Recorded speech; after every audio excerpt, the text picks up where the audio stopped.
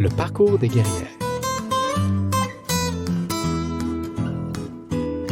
Salut les guerrières, salut les guerriers, bienvenue à ce premier épisode de la 3e saison du balado du parcours des guerrières. Le parcours des guerrières est un balado enregistré en direct où l'on prend ensemble le temps pour rencontrer une personnalité féminine d'inspiration, d'exception. Pour ce premier épisode, je me fais le plaisir de rencontrer une personne qui m'est très chère. Née dans la colonie de Sacré-Cœur-des-Landes, elle a été serveuse au Gîte du Mont-Albert, dans le parc de la Gaspésie, en plus d'être la maître d'œuvre du centre de rendez-vous de l'hôpital de Sainte-Anne-des-Monts. J'ai une relation très spéciale avec elle, puisque c'est ma propre mère. J'ai donc l'honneur de vous présenter et de rencontrer dans un cadre tout particulier, Lily Saint-Laurent. Allô maman, comment vas-tu ce soir? Je me demande qu'est-ce que je fais là. C'est ça que je me demande. Tu te demandes qu'est-ce que tu fais ici? Eh bien, ce soir, on est ensemble pour discuter de toi. Je voulais sincèrement te remercier d'avoir accepté cette invitation-là parce que je te l'ai donné en cadeau de Noël. Hein? Pour la petite histoire, pour les gens qui sont autour, là, j'ai donné en cadeau de Noël la pile de préparation. Et sur la dernière carte, j'ai laissé maman regarder. Et sur la toute dernière carte, il était écrit « Lily Saint-Laurent a confirmé ». Je ne comprenais rien de ça là.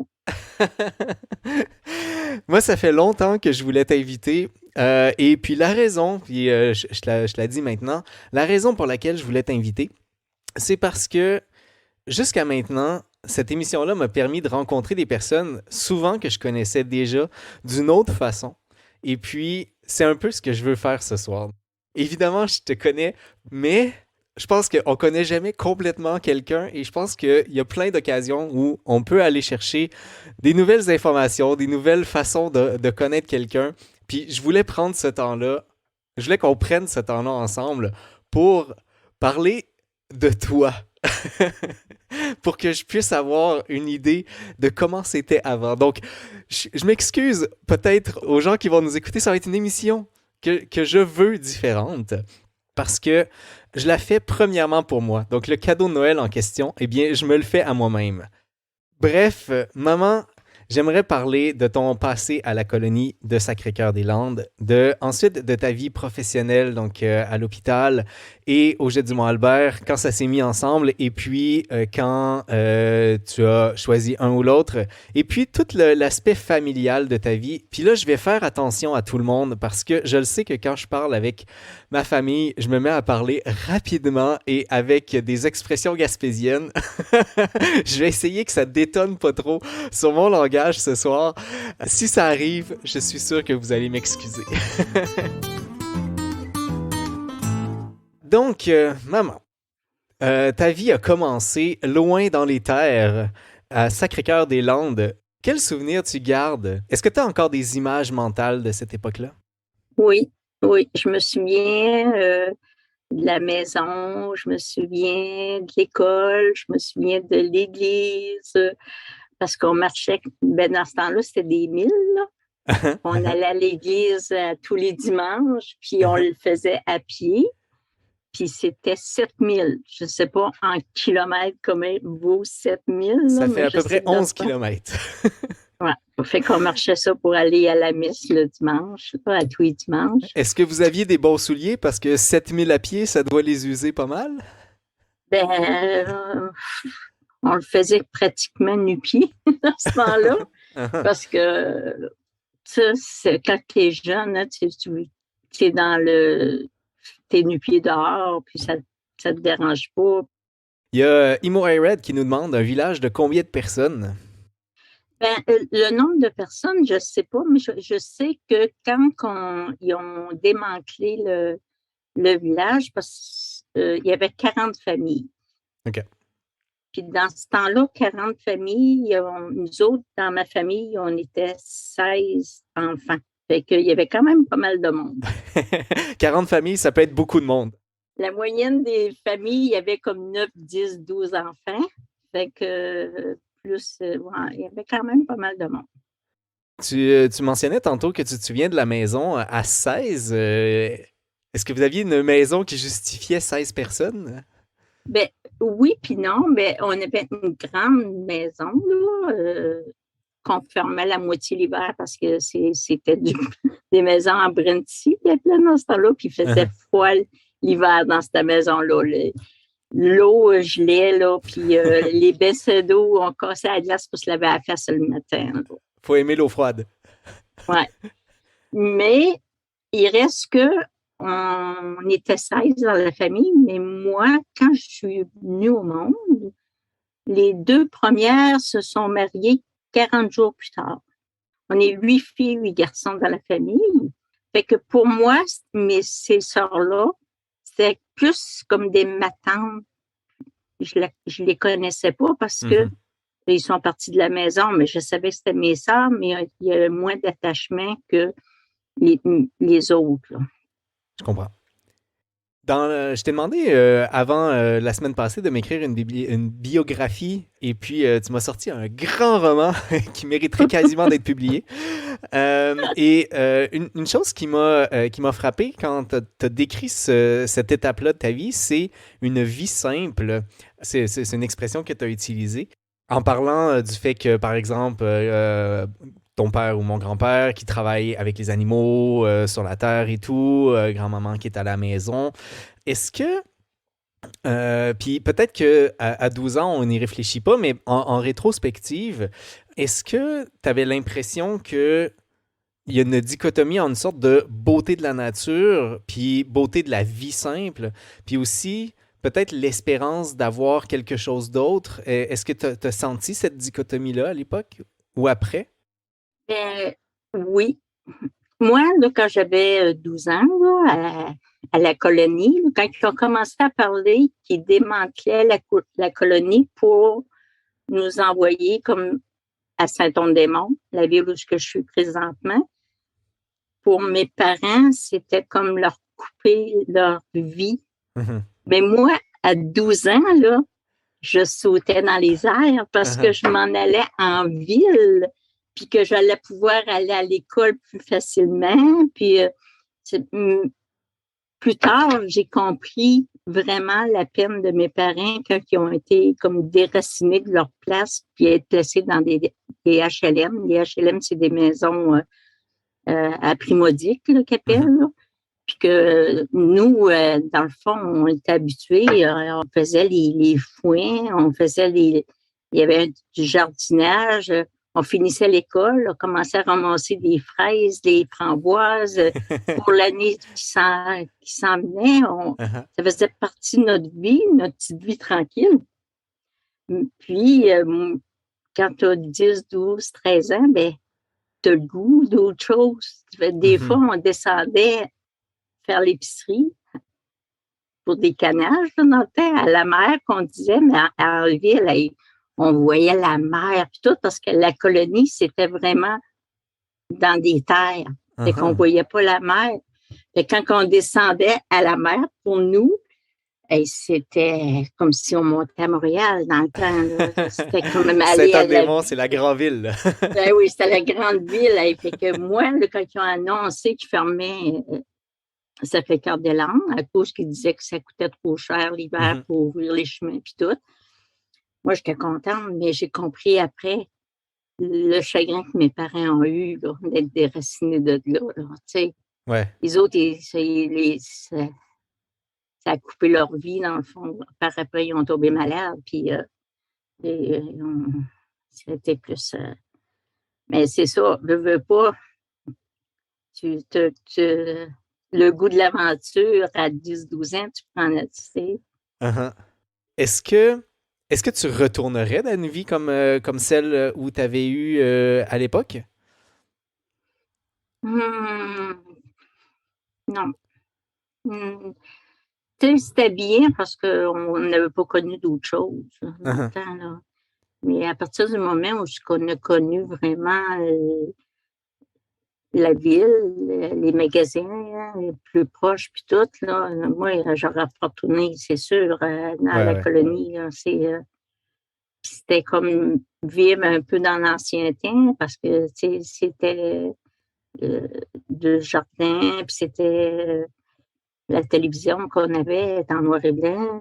C'est- Je dis ça, puis je me dis, mon Dieu, ça se peut-tu que j'ai connu ça dans les années, je suis née dans les années fin 50, là. Ça fait que, Quand j'entends cette histoire-là, quand je entends parler de ça, j'ai toujours en tête la chanson de Gaston Manville, Le vieux du bas du fleuve, qui raconte l'histoire finalement d'une l'expropriation des Gaspésiens qui s'est passée à plusieurs endroits, là. Bon, Sacré-Cœur-des-Landes, mais il y a eu plein d'autres endroits où ça s'est passé.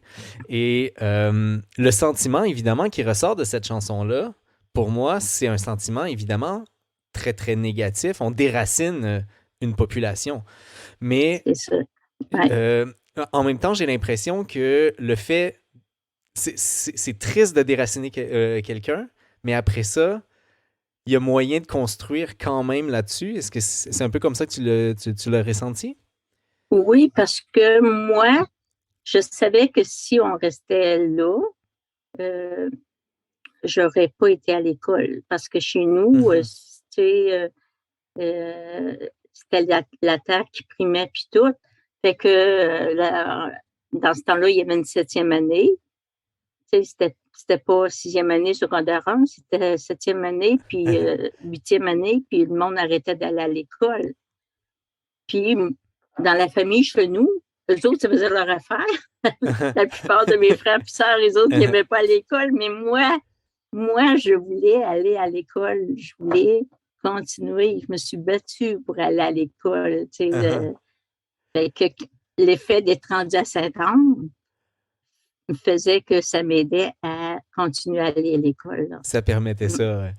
Ouais, Je garde le c'était... sujet de l'école pour un petit peu plus tard, parce que j'ai envie de revenir là-dessus un peu après. Avant d'aller justement à ce sujet-là, j'aimerais ça parler de grand-maman que je ne connais pas, que j'ai jamais connue. Et puis, j'aimerais ça savoir, est-ce que tu gardes quelque chose d'elle aujourd'hui? Est-ce qu'elle conserve, elle continue à être ton inspiration d'une certaine façon? Ma mère, là, pour moi, c'était ma vie. J'ai tellement aimé ma mère, là. Puis ça me rend un petit peu émotive, là. Ma mère est tombée malade quand même assez jeune, d'être en chaise roulante, paralysée. Puis, le fait d'être à Saint-Anne, justement, me permettait, moi, de m'occuper de ma mère puis d'aller quand même à l'école, même si j'avais 10, 12, 13, 14 ans. J'étais jeune, mais fait que j'ai toujours un peu, depuis que je suis jeune, cette tendance à être la mère de quelqu'un. Tu sais, Ça je aussi, on va y suis. revenir. Fait que dans le temps, j'ai été la mère de ma mère parce que jusqu'au temps qu'elle décède, là, je m'occupais d'elle. Puis, fait que, mais ma mère, c'était une personne douce. C'était une personne qui m'a appris surtout à toujours me dire qu'il y avait quelque chose de bon dans une personne.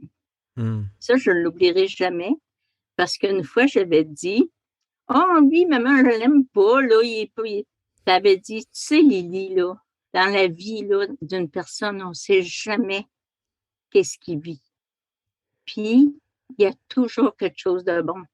Malgré le monde bien méchant, il y a toujours quelque chose de bon dans quelqu'un. Puis ça m'a toujours resté. Puis après, là, j'ai jamais, j'ai jamais jugé personne. Ça a été comme quelque chose qui a fait partie de moi, là. C'est pour ça peut-être que le monde sont souvent attirés vers moi pour jaser puis tout ça parce que j'ai pas j'ai pas de jugement. J'ai l'impression de comprendre beaucoup de choses de moi actuellement, maman. C'est Il y a- ça. la pomme tombe pas très loin de l'arbre et écoute, je vais prendre 2 secondes. Merci de m'avoir inculqué ça. Je m'en suis jamais rendu compte, mais clairement, ce trait-là me vient de toi, par grand-maman, clairement. Ouais, c'est ça. C'est sûr. Je sais qu'une des choses que tu apprécies particulièrement de grand-mère, c'est les confitures de fraises qu'elle a faites. Je pense que c'est ta fierté à toi aussi. Est-ce que tu vois ça comme un symbole de continuer à faire ça? Oui. Ma mère avait beaucoup de talent. Là. Elle n'avait pas le choix. Là. Elle tricotait, elle cousait, elle cuisinait. Elle avait trop de choses, trop d'enfants autour d'elle pour ne pas faire ça. Puis, dans ce temps-là, il y avait les fermières. C'était un cercle de... Puis, à chaque année, au mois de septembre, ils présentaient leur récolte, ce qu'ils avaient cousu, ce qu'ils avaient tricoté. Puis, très, très souvent, ma mère gagnait les premiers prix, mais toujours le premier prix de ses confitures aux fraises. D'accord. Fait que quand j'ai commencé à faire des confitures aux fraises, j'ai un de mes frères, pour pas le nommer, qui est décédé il n'y a pas trop longtemps, Magloire, lui, il disait, Lily, c'est les mêmes confitures que maman. C'est les mêmes confitures. Le même goût, parce que les fraises des autres, les confitures, les fraises montaient dans le haut, puis le jus restait dans le bas. Maman, ses fraises restaient toujours pleines dans le pot maçon. Puis les miennes, ils restent comme ça. Je ne sais pas pourquoi, là, mais ils restent comme ça. Mais là, j'allais demander quand est-ce notre tour, mais là, visiblement, tu sais même pas pourquoi ça marche, c'est ça? Je sais pas, c'est ça. Je sais pas pourquoi. En les voyant, je les en garde, puis je les sors du feu. Je sais qu'ils sont prêts, puis ils sont le même goût, puis le même. Fait que je suis contente. J'ai pas d'autres talents, là. Toi, tu en as peut-être un plus que moi parce que tu sais tricoter, puis moi, je ne sais pas. Mais je sais pas encore faire les confitures, par contre. C'est ça. Mais c'est ça. Je peux dire que j'ai au moins la recette innée en moi de ces confitures aux fraises. Pour moi, elle était la meilleure de toute façon. Je vais prendre la question. Il y a une question qui a été posée dans le chat de la bibliothécaire que je me pose également. Donc, je vais la prendre, la question. Est-ce que la raison pour laquelle il y a eu beaucoup d'enfants dans la famille, c'était dirigé par la religion ou par le très grand amour de mes grands-parents? Je te dirais sûrement que ma mère, elle aurait arrêté d'avoir des enfants là, à moi. D'accord. Donc, pour la petite histoire, tu es la 13e dans le... C'est ça. Je suis la 13e de la famille. Là. Je pense qu'elle aurait eu ça quota, mais je pense que la religion, dans le temps, faisait qu'il n'y a pas de moyen de contraception non plus. Et que sûrement que mes parents, je ne l'ai jamais vraiment vu se chicaner ou quoi que ce soit. Fait que sûrement qu'il y avait, mais dans ce temps-là, c'était pas le monde qui était démonstratif. Hein? Fait qu'on, c'était mes parents, quand on voit les photos, c'est toujours des photos...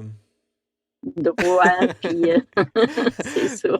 Tenue droite, on ne sourit pas vraiment. Une autre question du chat intéressante. Est-ce que tu as gardé des liens avec les autres familles du village après la fermeture de Sacré-Cœur? Oui, mais la plupart, parce que de ces familles-là, on était soit cousins, soit c'était la parenté. Fait qu'on a toujours, je me souviens de presque tout le monde qui restait là. Oui. Ça se mariait beaucoup. Quand la famille n'était pas parentée, bien souvent, ils se mariaient. Ça faisait que les enfants devenaient des parents. Puis, ouais. Donc, essentiellement, oui, ne serait-ce que par le fait qu'il y a une proximité familiale éventuellement. C'est ça, oui. J'aimerais poser peut-être une dernière question, en tout cas un dernier petit sujet à l'intérieur de ce sujet-là, concernant évidemment la famille nombreuse là, que tu as été et que par extension j'ai également. Je pense que j'ai une partie de la réponse due au fait que, ben, comme tu disais tout à l'heure, toutes les familles étaient relativement nombreuses dans cet endroit-là, mais est-ce que tu as eu l'impression des fois d'être différente ou d'avoir une relation différente avec ta famille que d'autres personnes n'ont pas, ne serait-ce qu'à cause du nombre de personnes? Ben, moi, j'ai toujours senti que j'étais un peu le mouton noir de ma famille. J'ai D'accord. toujours senti que euh, j'étais pas, c'est drôle. J'ai toujours senti comme le fait de vouloir aller à l'école, de m'occuper de ma mère à 12, 13, 14 ans. Uh-huh. Euh, Comme je disais, dans le temps, quand j'ai commencé à vouloir aller au cégep, là, Ouais. j'avais comme 16, 17 ans dans le temps. Puis mes parents n'avaient pas d'argent, là. Fait qu'on demandait un prêt bourse qui payait, qui aidait à payer l'hébergement. Mais à part de ça, je n'avais pas d'argent. Fait que je me suis arrangée parce qu'entre-temps, j'ai connu ton papa. Uh-huh. Puis ton papa, lui, ses parents avaient un restaurant. Fait que le dimanche, j'allais travailler au restaurant comme serveuse. Ça, j'avais 15-16 ans dans le temps. Je me faisais entre 17 et 20 dollars par dimanche Gros avec les salaire. pourboires. Puis là, ben, j'étais capable de vivre toute ma semaine. Puis quand j'arrivais le vendredi, ben là, je faisais le lavage chez nous, je commençais à préparer des lunchs pour la semaine, je faisais cuire des rôtis pour que mes parents aient pas trop à travailler parce que je n'étais pas là. Uh-huh. Fait que, quand que j'ai fait un cours de secrétariat, c'était le cours qui était le moins long. J'aurais peut-être aimé faire autre chose dans la vie, mais j'avais choisi ce secrétariat. Puis, aussitôt que j'ai fini de travailler de l'école, j'ai été engagée à l'hôpital de Sainte-Anne pour 15 jours. C'était un Uh-huh. remplacement de 15 jours. Puis, j'étais là 36 ans de temps. Ma première paye que j'ai eue, je l'ai donnée à ma mère. Uh-huh. Je suis arrivée, puis je l'ai donnée. Elle voulait pas. J'ai dit, tu m'as permis d'aller à l'école, c'est à toi, je te le donne. Puis, fait que ça a été. C'est un beau geste, je trouve. J'avais déjà entendu cette histoire, mais je l'avais effectivement oublié. Je trouve que c'est un beau geste de C'était comme merci de reconnaissance. m'avoir. Parce que aux alentours, dans la famille, ben, je passais facilement pour quelqu'un de pas de sans cœur, dans le fond, parce que Mhm. je laissais ma mère puis mon père, parce que c'était moi qui vieille, là, parce que les autres étaient tout mariés, là. Ouais. C'était rendu à moi, là. Puis il y avait peut-être des garçons comme Antoine puis Albéni. Les autres, dans ce temps-là, ils ne faisaient pas de cuisine, ils ne faisaient pas de ménage, tu sais. Fait que c'était moi qui étais rendue la plus vieille.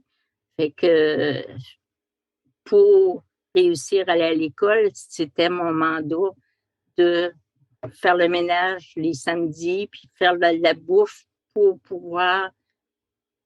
Puis je savais, tu sais, qu'est-ce qu'il pouvait s'arranger, puis une grosse soupe. C'est pour ça que je cuisine un peu aussi, là. On voit tout d'où ça vient. Écoute, on est déjà rendu dans le sujet de la vie professionnelle. Entrons-y de façon officielle. Tu disais que tu étais le mouton noir, notamment à cause de l'école. Je nous fais reculer un tout petit peu là, pour retourner sur le secrétariat. Te laisser glisser que tu aurais peut-être été dans d'autres choses, mais qu'est-ce qui t'avait motivé à la base à choisir secrétariat? Ce qui m'avait motivé, c'était que les autres techniques, c'était 3 ans, puis secrétariat au cégep, c'était 2 ans. OK, Ça a été d'accord. la motivation Travailler le première, plus tôt possible. le plus tôt possible. Mhm. Oui, c'était surtout ça. Puis, on ne connaissait pas beaucoup de choses non plus dans le temps, là. Il y avait les infirmières, professeurs. Moi, je me souviens, je disais, j'aimerais ça être hôtesse de l'air. D'accord. Ma Voyager mère avait partout. Je dit, t'imagine bien en train de voyager partout et servir les gens dans l'avion. ouais, c'est ça. Puis, ce qui est comique, c'est que ton père, lui, dans le temps, quand je ne connaissais pas, lui, c'était pilote d'avion. Uh-huh, Fait que de toute façon, on était dû pour se rencontrer un jour ou l'autre, là. uh-huh, Si nos chemins avaient voulu continuer ce qu'on voulait faire, on se serait rencontrés dans les airs sûrement. Fait que, uh-huh. puis, je me souviens que ma mère avait dit, mon Dieu, mais qu'est-ce que tu vas faire avec l'avion tombe? Puis j'avais répondu, ayez pas peur parce que moi, j'ai peur. Ça avait toujours, ma mère, elle riait tout le temps, elle contait l'histoire que j'avais dit ça. Mais en fait, mon choix, c'était de travailler le plus tôt possible. Puis, D'accord. Et donc, comme tu as dit, tu rentres éventuellement à l'hôpital en remplacement et tu deviens tellement indispensable que tu y restes pendant 36 ans.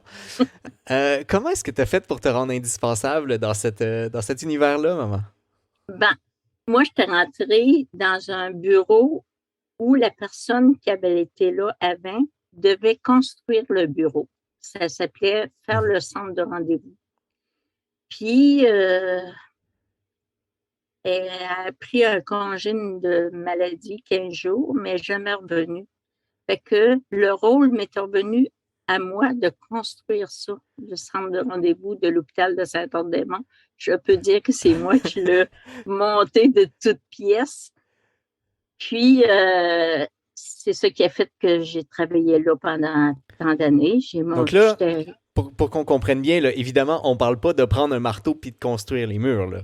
Non, non, non. C'est monté euh, euh, avec apprendre, c'est de travailler avec les médecins parce que eux autres, ils faisaient des cliniques.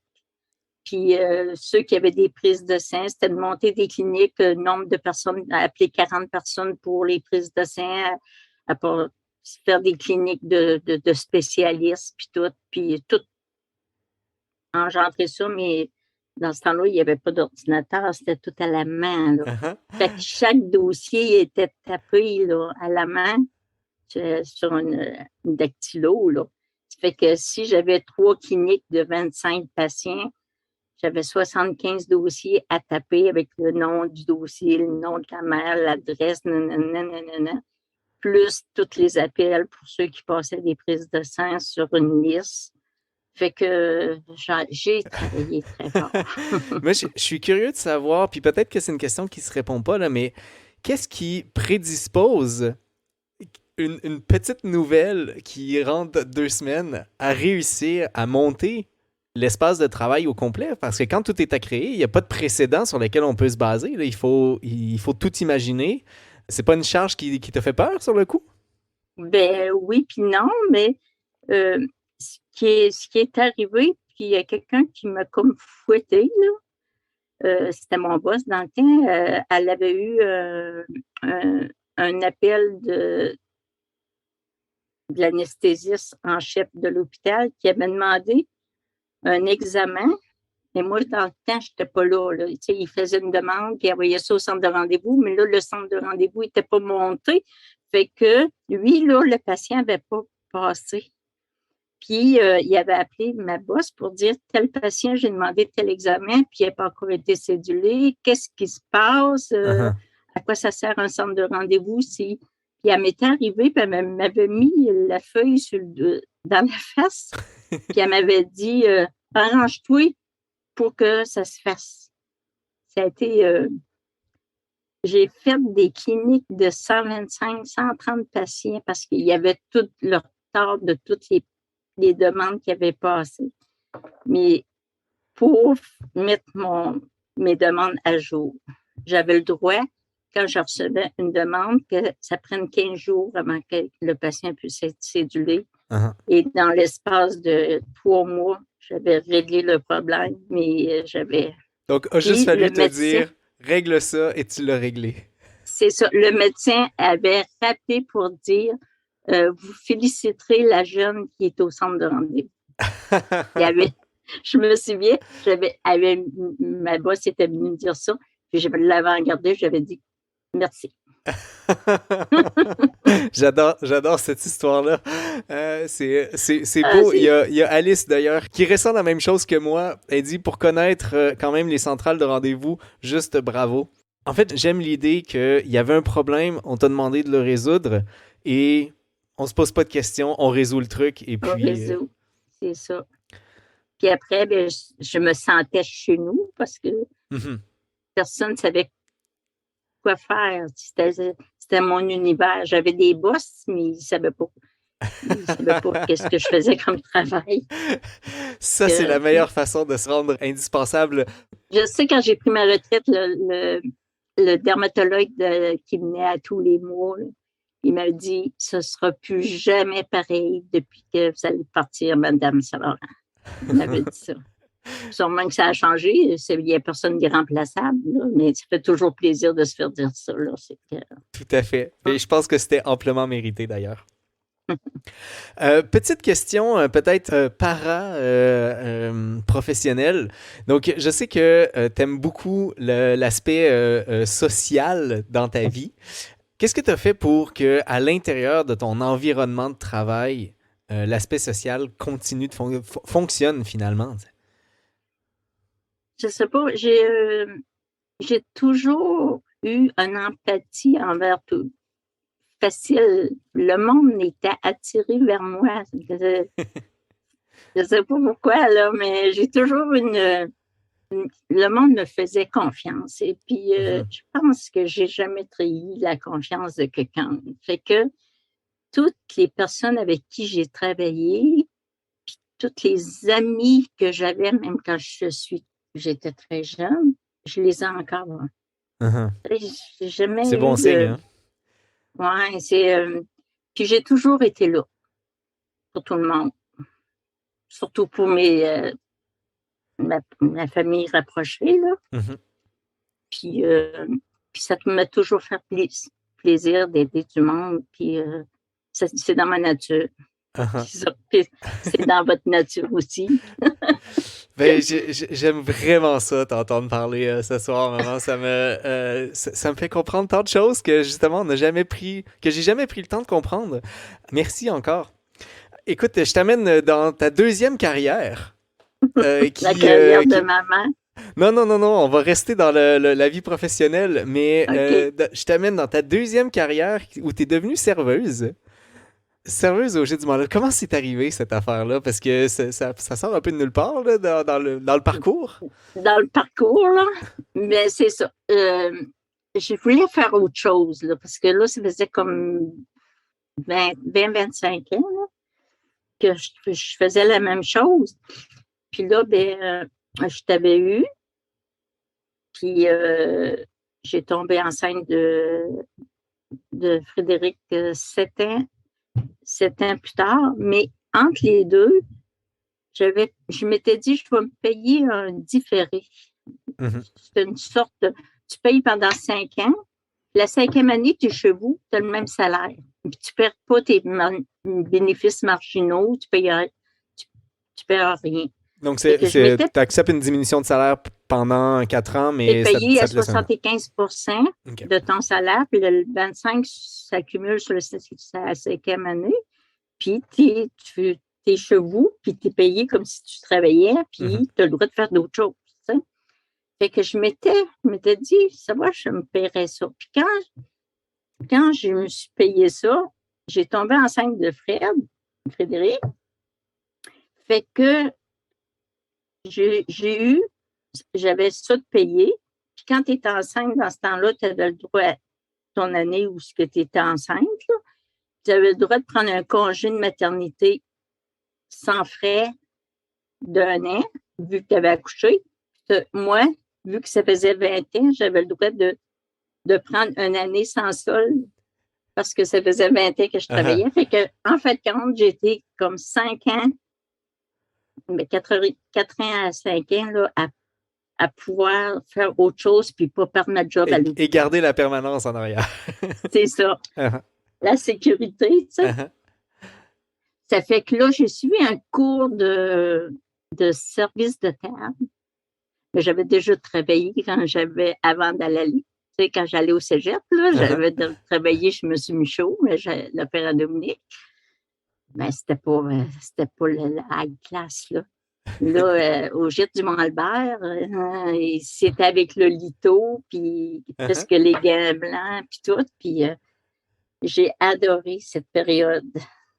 Fait que, assez que, au bout de 4 ans, quand je devais revenir à l'hôpital, ce que j'ai fait pendant 1 an et demi, presque 2 ans, je travaillais à l'hôpital et le soir, j'allais au gîte du Mont-Albert, tout en étant la maman qui... femme au foyer et en même temps de 2 jobs. Et là, je veux pas qu'on parle de moi. On reviendra tout à l'heure. Je sais que tu t'en vas sur tout le temps que je t'ai pris en tant qu'enfant. On va y revenir tout à l'heure. J'aurai le temps de te remercier amplement là-dessus. Je pense que je vais surprendre personne en disant que tu étais une serveuse à succès. Il y avait plein de belles histoires qui viennent des clients. Ceci dit, il y en a une, puis là, c'est la seule chose que je vais te demander ce soir de raconter, que je connais déjà la réponse, mais je veux que tu racontes l'histoire où papa et toi avaient pas dit que vous étiez ensemble, parce que mon père travaille aussi au Gîte du Mont-Albert. Je veux savoir d'où ça vient. Ça, je ne sais pas par contre. L'idée de ça... D'où ça vient? Quand j'étais engagée au Gîte du Mont-Albert, moi, Dominique était déjà là comme cuisinier depuis ta naissance à toi. Là, fait que ça faisait comme 10 ans qu'il était déjà là. Puis, le Gîte du Mont-Albert, il faut savoir aussi que c'est un hôtel dans le parc de la Gaspésie. Fait que puis le personnel qui était là, c'était souvent du monde de l'extérieur, de Québec, de Montréal, qui venait, parce qu'à cause du ministère, là, il était comme syndiqué, puis il y a des places qui fermaient à des endroits qui fait qu'ils rapatriaient ici en Gaspésie. Il était logé, nourri, puis fait que c'était pratiquement tout du monde de l'extérieur qui travaillait au Gîte du Mont-Albert. Fait que ils ne pouvaient pas savoir que moi et Dominique, on était des conjoints. Mariés, qui plus est. Mariés. Ça fait que là, on s'est dit, on ne le dira pas. Il ne faut pas faire de conflit d'intérêts, on ne le dira pas. J'adore ça. Fait que ça faisait mon affaire, puis ça faisait l'affaire de Dominique, mais on a ri souvent parce que tu connais ton père, il disait aux autres cuisiniers, moi, là, cette serveuse-là, je te boule dur, un jour, je vais l'avoir. Quand je commençais à travailler là, puis fait que ça a été quasiment 1 an, là. Ils ne savaient pas qu'on était ensemble, puis une fois à une partie, on a dit on est mari puis femme. Le monde ne criait pas ça. Là, ça faisait 1 an que vous ne leur aviez pas dit. Moi, je voulais réentendre cette histoire-là parce que je trouve que ça montre une belle complicité entre vous deux. Puis je pense que ce qu'on a vu jusqu'à maintenant, ça montre pourquoi cette complicité-là existe avec l'élu de ton cœur. Voilà. Et surtout que l'élu de mon cœur, je l'ai connu, j'avais 13 ans. Et on est ensemble depuis ce temps-là. Fait que ça fait comme 5 ans, proche cinquantaine, en avril 2022. Ça reste rare. Je l'ai connu des années 72, on s'est connus. Ça, c'est une question intéressante qui vient de la bibliothécaire. Y a-t-il eu des avances des clients? Ah oui, j'étais un petit peu, pas pour me mentir, là, mais le monde, il y en a beaucoup qui auraient voulu me connaître. Là.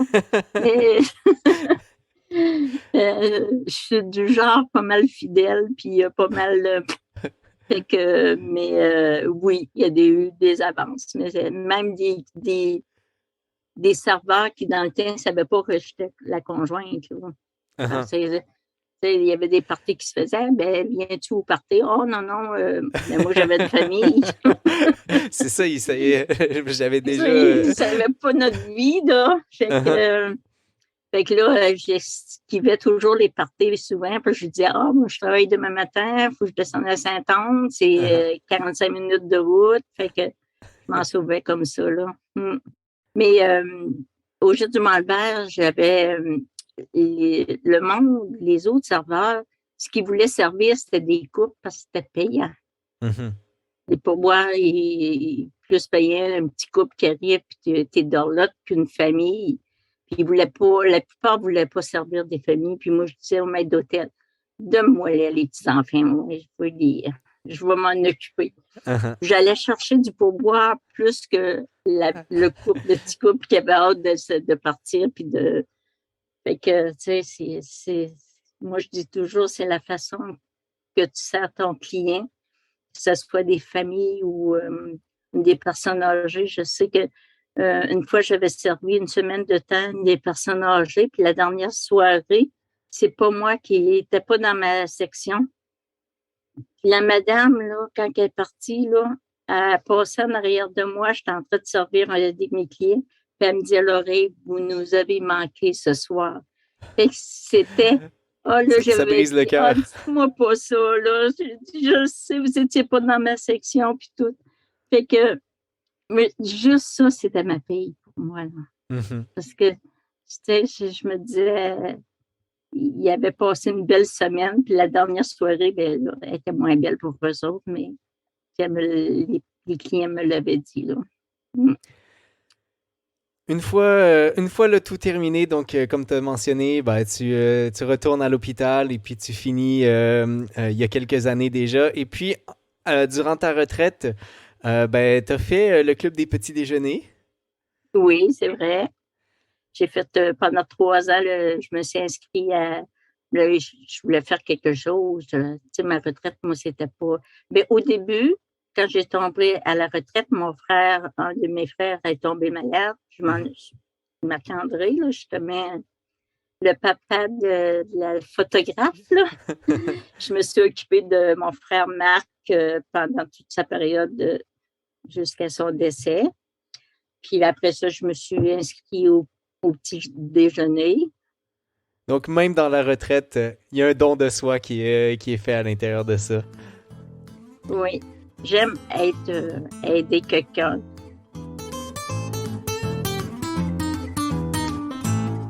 C'est pas pire. Je pensais jamais qu'on allait parler 1 heure de temps de moi. J'avais rien à dire. Ben, j'en avais Je n'avais aucun doute. On n'a même pas encore commencé notre troisième sujet.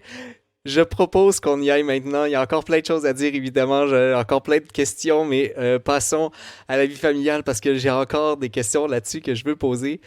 Donc, je reviens sur l'idée là, que je t'avais demandé une bio. Et donc, j'ai reçu un gros roman, mais surtout, j'ai reçu un gros roman qui parlait de moi. J'ai eu l'impression que tu avais fait ma bio à travers toi plutôt que ta bio qui m'inclut dedans. Et je voulais savoir, puis c'est peut-être une question un peu ingrate, mais est-ce que tu as l'impression de t'oublier des fois à travers ta famille? des fois, oui. Mais tout ce que j'ai fait pour ma famille, puis tout ce que je peux faire, puis je l'ai. Ça a toujours été. Ça voulait dire. C'était comme mon cœur. Tu sais, Uh-huh. j'ai jamais voulu de reconnaissance, puis j'ai jamais fait ça pour que le monde dise, hey, elle est fine. J'ai jamais, c'est en moi. C'est quelqu'un qui a besoin de mon aide, que je vais être là pour l'aider. Tu sais, Uh-huh.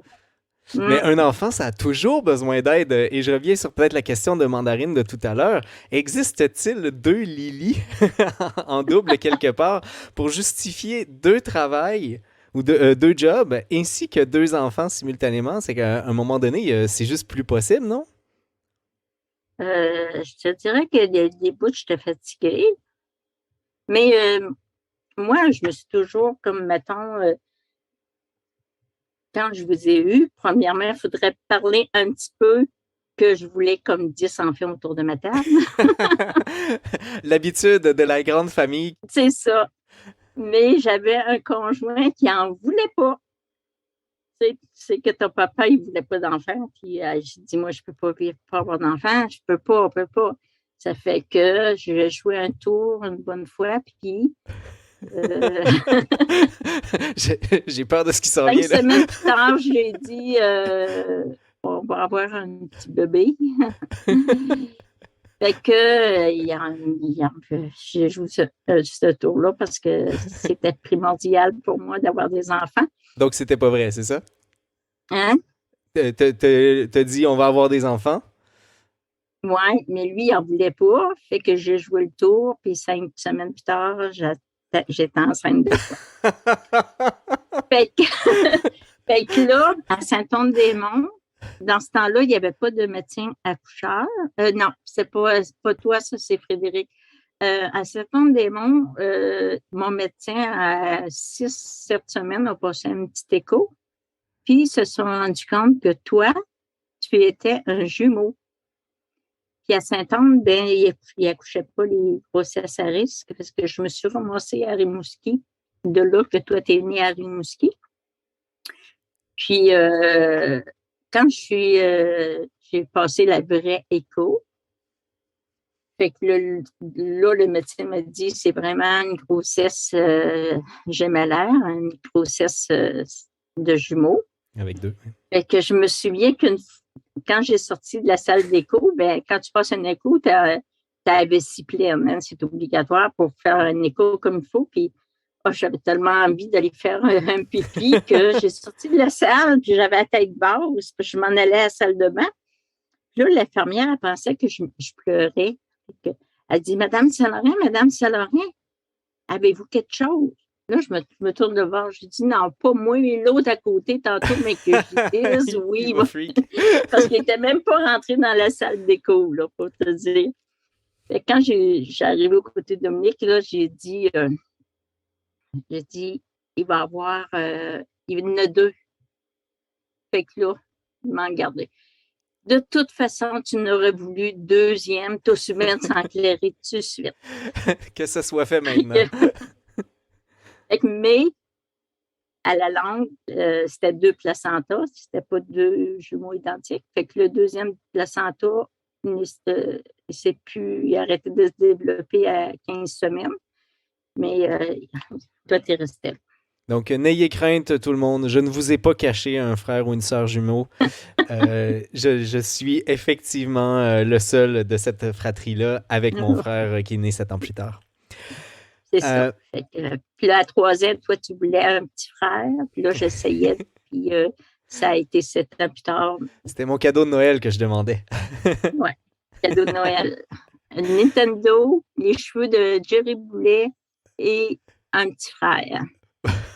Les cheveux de Jerry Boulet, si c'est venu, c'est pas resté longtemps. J'avais pas la génétique pour ça. Ouais. Mais t'as eu quand même tes cheveux longs un bout. Oui. Toute mon adolescence, j'avais les cheveux bohèmes très loin à l'intérieur, dans le haut du dos. D'ailleurs, parlant d'adolescence, rendu à l'âge de 14 ans, je pars et Fred, la même chose vers l'âge de 13 ans. Évidemment, je l'ai vécu de mon côté. Personnellement, à 14 ans, je suis partir dans une famille d'accueil pendant 1 an, puis ensuite être en appartement à partir de 15 ans tout seul. Moi, à l'époque, je le vivais comme quelque chose de normal, c'est-à-dire que je me sentais prêt, j'avais pas l'impression que c'était quelque chose de particulier. Mais je regarde aujourd'hui des adolescents de 14 ans, puis je me dis, je suis pas sûr que je serais capable de laisser partir mon enfant, qui n'existe pas, à l'âge de 14 ans. Où est-ce que tu vas chercher une force de caractère pour te dire, OK, ben mon enfant est prêt, puis d'avoir suffisamment de courage pour pour te dire que tu t'es pas trompé? Et tu sais que moi, je suis mère poule, en plus, ça. Ben oui. Fait que ça, là, quand tu as voulu partir pour Rimouski, là, puis Dominique, il voulait même pas, lui, là. Moi, je suis mère poule, mais j'ai quand même une tendance à ce que à ce que les personnes fassent leur expérience. Mm-hmm. Fait que, j'ai dit, j'ai toujours quelque chose qui me répondait à mes questions. Puis toi, tu m'avais parlé de ça, que tu voulais t'en aller en art sport-études à Rimouski, parce qu'à 7 ans, il n'y avait pas ça. Puis le soir, j'écoute la TV. Il y a une jeune fille que ses parents laissent partir pour la France avec le Cirque du Soleil parce qu'elle, elle voulait partir, puis elle était bonne dans les. Je ne sais pas ce qu'elle faisait dans le Cirque du Soleil, là. Puis là, je me suis dit, hey, ces parents-là, ils laissent partir leur petite fille de 7-8 ans pour la France avec. Peut bien laisser partir mon garçon pour faire son expérience. C'est ça qui m'avait décidé. C'était comme Un concours de quelque chose circonstances. c'est ça qui m'avait répondu à ma question. Mais, c'est que je disais tout le temps, si je vois que vous dérapez, je vais vous chercher, hein? Uh-huh. Puis je gardais quand même un contrôle. Je savais qu'à tous les soirs, qu'est-ce que vous faisiez, puis on s'appelait, puis on a toujours une relation facile pour se jaser, puis de Uh-huh. comprendre les autres. Fait que ça a toujours été. Je veux continuer sur le thème de la force de caractère. Je connais pas l'histoire. C'est quelque chose. Je suis même pas certain de l'avoir déjà entendu. C'est en lisant la bio que tu m'as laissé que c'est toi qui as demandé mon père en mariage. Donc, explique-nous comment ça s'est produit et surtout le pourquoi de la chose. Le pourquoi, je le connais par contre, mais je te laisse raconter cette partie-là. Ben là, pourquoi? Parce que moi, tu sais, comme j'étais attachée à ma maman, puis ma mère, elle s'est mariée un 7 de septembre. OK? Fait que moi, je m'étais toujours dit, si je me marie un jour, ça va être un 7 de septembre. Uh-huh. Puis les 7 de septembre, quand il y en a un, ben, puis qu'on passe au côté, ça va 7 ans plus tard avant que ça revienne. Là, ça prend une semaine. Là. Fait que là, cette année-là, en 85, je vois, peut-être au mois de l'année d'avant, peut-être un petit peu avant, je vois que le 7 septembre, c'est un samedi. Fait que là, je dis à Dominique, est-ce qu'on va se marier un jour? Il dit oui. Fait que j'ai dit, si je te demande en mariage, tu dis oui? Il dit oui. Fait qu'il dit, ben, j'ai dit correct, on se marie. Fait que lui, dans sa tête, c'était correct. Il pensait qu'on allait se marier au mois de juillet, comme tout le monde se marie au mois de juillet. Là. Puis parce qu'il partait à l'île d'Anticosti toujours au début septembre pour aller faire une run de 4-5 mois à l'île d'Anticosti comme cuisinier dans le temps, avant le jet du Mont-Albert et tout. Fait que j'ai dit, on se marie le 7 septembre. Fait que, ben là, ils dit, on peut pas se marier le 7 septembre. J'ai dit, ben, si on se marie pas le 7 septembre, moi, je veux avoir des enfants mariés. Puis c'est cette année parce que là, moi, 7 septembre, je reviens juste dans cette année. Fait qu'on peut plus attendre. Fait que c'est pour ça qu'on s'est mariés le 7 septembre. Est-ce qu'on n'aurait pas existé si le mariage ne s'était pas fait? Ben, je voulais tellement des enfants que j'aurais passé par-dessus. J'aurais passé par-dessus la perte de. Mais moi, c'était comme, mettons, c'était pas parce que je voulais me marier à cause de la religion puis tout, c'était plus pour faire la famille puis la fête. Puis, tu sais, à mes noces, t'étais pas là, mais j'avais 300 invités à mes noces. Là. Il y avait du monde qui était là que je connaissais pas. Dernière question avant de conclure, maman.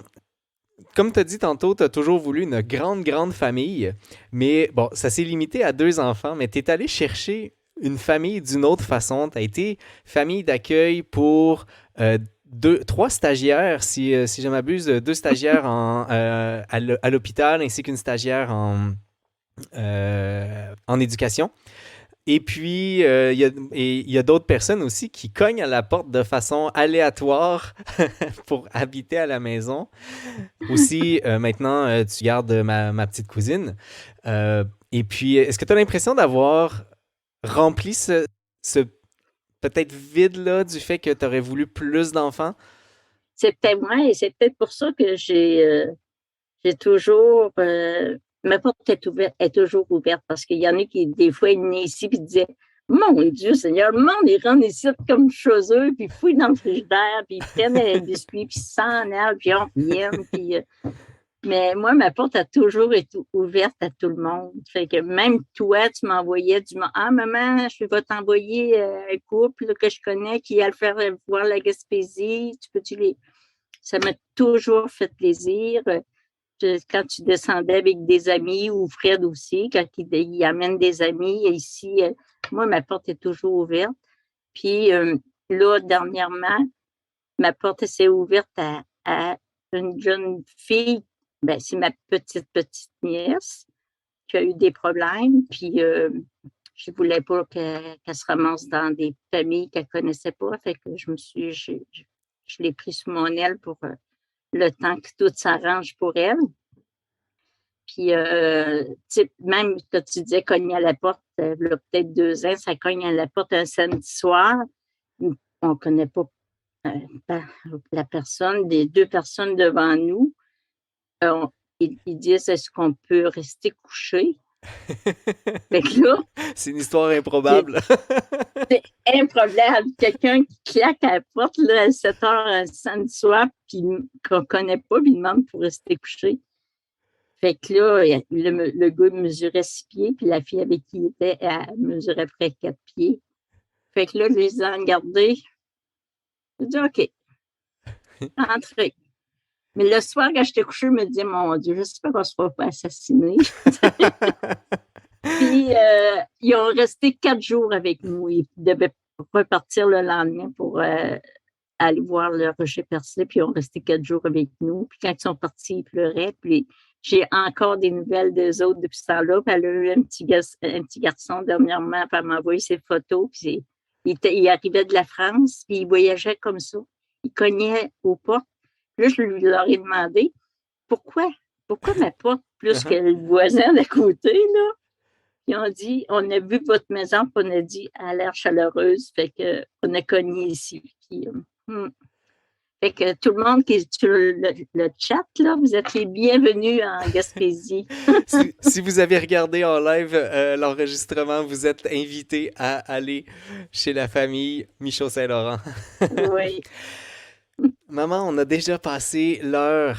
Merci d'avoir accepté. J'en reviens même pas, là, parce que je me disais, mon Dieu Seigneur, qu'est-ce que Benjamin, il va tout fucker son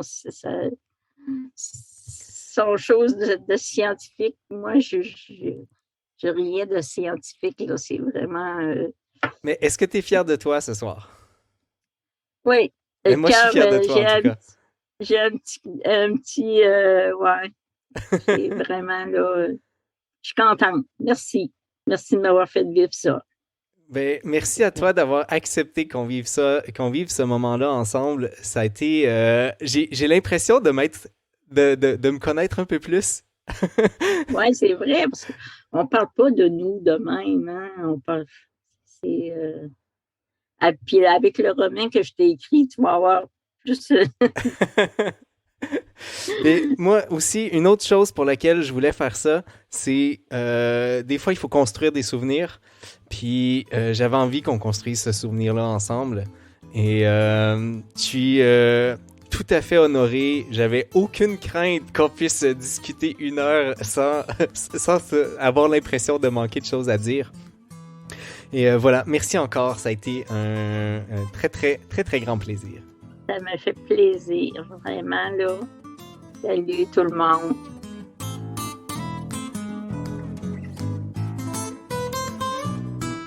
Vous venez d'entendre le parcours des guerrières avec ma mère, Lily Saint-Laurent. Notre prochain rendez-vous sera avec Ariane Crépeau-Rousseau. Ariane est une sportive, artiste, enseignante et scientifique dans l'âme. Elle est vice-présidente du camp pour enfants de la Salle et elle enseigne au collégial Saint-Anne. Si vous êtes intéressé à assister à l'enregistrement du parcours des guerrières, je vous invite à vous abonner à la page du Scientifique du lundi sur Facebook pour être notifié des différents événements à venir.